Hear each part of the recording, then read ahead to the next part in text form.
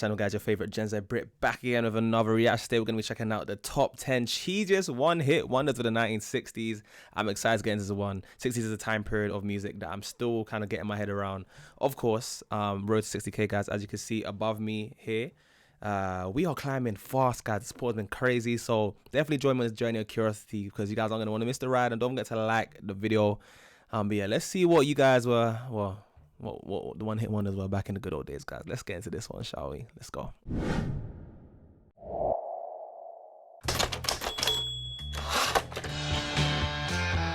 Do you remember? Being a one-hit wonder is both a blessing and a curse. On the one hand, you have a song that soars up the charts and makes you famous. On the other hand, this success doesn't last, and you could be stuck playing Disco Duck for the rest of your career. Oh. But even that fate is not totally bad news. I mean, very few people are going to become Elvis or the Beatles and churn out hit after hit after hit. But maybe, just maybe, you could be the person who writes the next Macarena and get your 15 minutes of fame. I'm your host, Nostalgic Nick from Do You Remember? And today, we're counting down 10 of the best one-hit wonders from the swinging 60s. Did we miss your favorite one-hit wonder from the 1960s? Let us know in the comments. We read all of them. I'll be curious if I recognize any of these. Started. Do You Love Me? And you guys let me know if you agree or disagree. Do you love me? In early 1962, legendary Motown songwriter Berry Gordy wrote Do You Love Me for a young and upcoming new group called The Temptations. Berry knew he had a hit on his hands, I've never heard with the of this only song problem that The Temptations were nowhere to be found. Needing to record and release his hit as soon as possible, he grabbed fellow Motown group The Contours, who were already in the studio, and the rest is history. You broke my heart, 'cause I couldn't dance. The song references numerous dance fads of the 60s, combining them all into a raucous good time. Do You Love Me flew to number 3 on the charts, becoming an instant dance sensation, and the band's only top 10 hit. Although they continued to record music and tour for years, the Contours never achieved this level of success again. That just like in 1962, we can still shake them down. Hey, you know what I like it, dude? Let's go back, wheel it back, though. What was that little B-roll clip that I just saw? And the band was never achieved this level of success. What is going on here? Is this like a random woman that just came on the stage? Because these guys, they are getting close. I don't know. If anybody knows the context to this, let me know, because that just looks interesting. They definitely seemed entertaining for one-hit wonders. So, you know, it seemed like they were trying to get some other hits, unless that was the same hit. I don't know. That's so funny to me, man. To record music and tour for years, the Contours never achieved this level of success again. That just like in 1962, we can still shake them down. However, Do You Love Me charted all over again in 1988 after appearing on the Dirty Dancing soundtrack, and continues to appear in movies and TV to this day. Notably, it appeared in Steven Spielberg's Tiny Toons, introducing a... But wait, are we just gonna pretend like this guy wasn't sit on the guy's head? His whole head was, I didn't even want to just like replay. The part that threw me off was the guy is no shame. No shame. Guy's head was right there in the area. And we can't just skip over that. What music, like, they would allow that? Is that YouTube? Is that on YouTube? I swear that's too much for YouTube. Or is it me? Maybe I'm the problem. Maybe I'm the problem. Maybe I'm reading. You guys let me know. I don't know, maybe if I'm reading into that one too much. But that looks insane to me. What? Movies and TV to this day. Notably, it appeared in Steven Spielberg's Tiny Toons, introducing another generation to this timeless classic. I can really shake them down. Spirit in the Sky, Norman Greenbaum, 1969. Spirit in the Sky. In the late 60s, Norman Greenbaum was a struggling singer with Dr. West's Medicine Show and Junk Band, a psychedelic jug band that got a big break opening for the legendary Sonny and Cher. And for an additional Sonny and Cher kick, check out our deep dive episode on the hit duo. So, one day, Greenbaum heard a Porter Wagner gospel song and decided that he wanted to try his hand at writing one. Each time the noise came louder. He is wearing He some sat down and sparkly in clothes. 15 minutes wrote Spirit in the Sky, a smash hit in 1969 that went to number 3 on the chart. Okay. I've never heard of this song though. Spirit in the Sky fuses rock and gospel in a way very few songs have. A fuzzy guitar, gospel backing vocals, and uplifting lyrics of hope and salvation combined to make a unique magic no one had ever really heard anything like before. Unfortunately, Greenbaum was unable to replicate this success, and by the late 1980s was working as a cook in Northern California. But then Wow, suddenly the there was an fallout. explosion of licensing agreements for the song. Greenbaum's one hit is now set up to comfortably support him for the rest of his okay. life. I'm happy to hear that. Nah nah, hey hey, kiss Wow. him goodbye. Steam 1969. When a group of session musicians recorded the song Nah Nah Hey Hey Kiss Him Goodbye as a B-side for singer Gary DiCarlo, they thought nothing much would come of it. And when the producers asked what their name was, naturally they looked around for something to say. And after observing some mist rising from manhole covers outside the surrounding studio, on the spot they came up with Steam. The triumphant breakup ballad quickly flew to number 1 on the charts, and the group decided to record an album and tour together full time. Unfortunately, Steam couldn't keep their steamy momentum and never charted another. Guys, I'm sorry.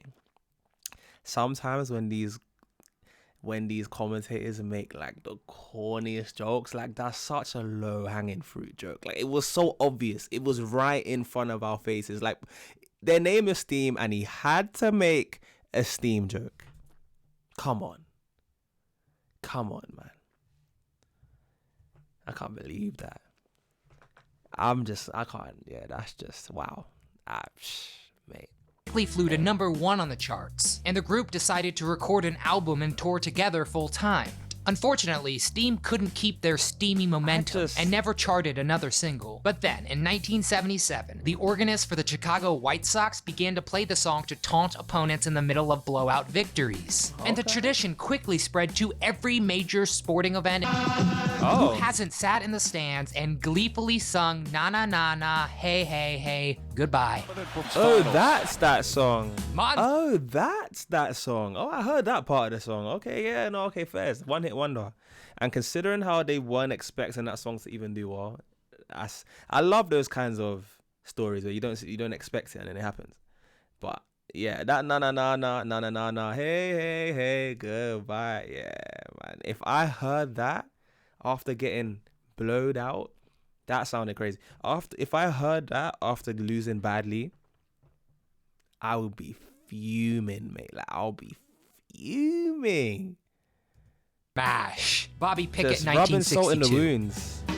They played the Monster Mash. Oh, I've heard of this Monster song. Mash might be the only Halloween hit that has stood the test of time. Bobby Right. Pickett was an aspiring actor who occasionally played music to make ends meet. When he started doing an impression of famed horror movie actor Boris Karloff, I played the Demon King in Cinderella. his friends loved it, encouraging him to do more with the hilarious bit. So he wrote a terrifyingly catchy song about a group of dancing monsters that was sung in his Karloff impression. Released just before Halloween, the song instantly shot to number 1. Then you can monster mash. Pickett never had another hit, instead retreading the monster theme, releasing Monster Holiday, Me and My Mummy, and Monster Rap. Shock the body, body, shock the body, shock the body, body, shock.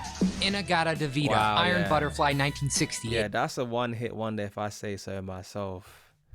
Yeah, he couldn't get past that song. That's tough, man.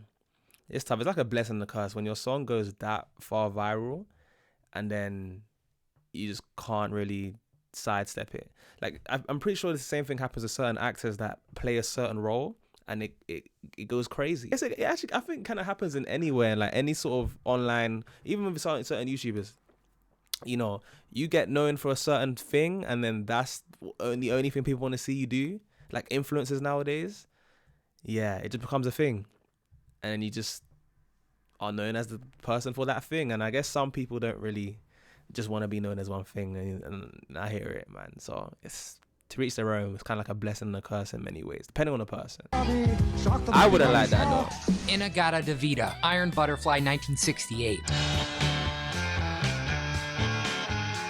Inaga Devita is one of the first Billboard hits that is considered heavy metal, featuring a fuzzed out guitar riff, powerfully throbbing drums, and an eerily ominous organ. The song certainly rocks. While the single that was released clocks in at a measly 2 minutes and 52 seconds, the album version lasts for over 17 minutes. Even the title came about through a bit of heavy metal excess. It was written by organist Doug Engel while drinking an entire gallon of red wine. When he played the song to the rest of the band, he was slurring so much that they couldn't understand what he was saying. A song originally titled In the Garden of Eden became Inaga Devita. Is that Iron how Butterfly it was made? never had another song as successful, but Inaga Devita lives on, famously appearing in a Simpsons episode using its original unslurred title. Wait a minute, this sounds like rock and or roll. Wipeout, the Safaris. You're telling me a guy who was drunk singing a song and that's how this song became popular? You can't make that stuff up, man. Like, that stuff almost sounds as absurd as Pet Rocks. And if you guys have seen me, when I found out about Pet Rocks being a thing, like in the 80s, right? When I took off, was it 70s? One of the two. I always forget. You guys let me know. Like, that's just outrageous to me. Like that a song like this, guy was drunk and it hits. I mean, that's funny, man. That's actually funny. Using its original unslurred title. Wait a minute, this sounds like rock and or roll. Wipeout, the Safaris, 1963. Oh, I've heard of this song. The epitome of 60s surf rock, Wipeout was a happy accident. In 1963, the Safaris were a group of young high school friends who were in the studio recording their song Surfer Joe when the band realized that they needed a B-side for their single and wrote the instrumental Wipeout pretty much on the spot as a throwaway. But with a furious drum solo that was a sped-up version of the group's marching band cadence, the song was an irresistible summer smash. It quickly soared to number 2 and stayed on the charts for 30 weeks. The Safaris continued to record music, but nothing else they released matched the popularity of Wipeout, and the band broke up in 1966. Wipeout can still be heard in movies such as Dirty Dancing, The Sandlot, and Toy Story 2, and will always be a summer favorite. Nobody But Me, The Human Beings, 1968. Oh, I know this one. If repetition is the key to success, then the Human Beings certainly succeeded with their 1968 hit, Nobody But Me. In '68, the Human Beings were a rather unremarkable cover band struggling to make any traction in the music industry. In fact, they were so unknown that their record label misspelled their name on their contract. A G was dropped, and the Beings became the Beans. However, that all changed when they covered the Ice... Is that what people compare them to, Heinz Beans, or is this an editing joke? Because if so, like, that's so unfortunate. Telling me they were that unknown that their name got misspelled in the contract. That is tough. That is so tough. Wow. The Beings Heinz became Beans, the look Beans. at that, man. However, that all so changed funny. when they covered the Isley Brothers' 1962 failed single, Nobody But Me, a song about a man proudly proclaiming his dancing prowess. Nobody But Me was What's an his name? up-tempo, feel-good dance hit and quickly went to number 8 on the charts and into the record books. James Brown. The song holds the record for the most repetitive Billboard Top 100 single, with the word no being repeated over 100 times, including an astounding 31 times in a row. The band quickly faded back into obscurity, however, and by 1969, they had called it quits. Nobody But Me continues to live on, however, appearing in Kill Bill and in TV's The Office Season 7 intro. Oh, I've seen that episode. Shout out to The Office, Just man. One Look, Doris Troy, 1963. Wow. Just one look, and I knew. I don't think I've heard this song before. When James Brown discovers you at the Apollo Theater when you're just 16, it definitely bodes well for your future music career. It seemed as if the sky was the James limit Brown for the found up-and-coming new singer. Just One Look was a prototypical 1960s soul song, an upbeat love ballad that you could dance to. And in a departure from a lot of songs in the early 60s, it was actually written by Troy herself. The original demo that she recorded for Atlantic Records was so good that the label decided to release it as is, rather than re-record it, and it rocketed up to number 3 on the charts. Unfortunately, Troy's early promise didn't last, and she was unable to chart another hit. Although she continued to sync back up long after her solo career ended, her career definitely peaked with Just One Look. Sugar Sugar, The Archies, sad, 1969.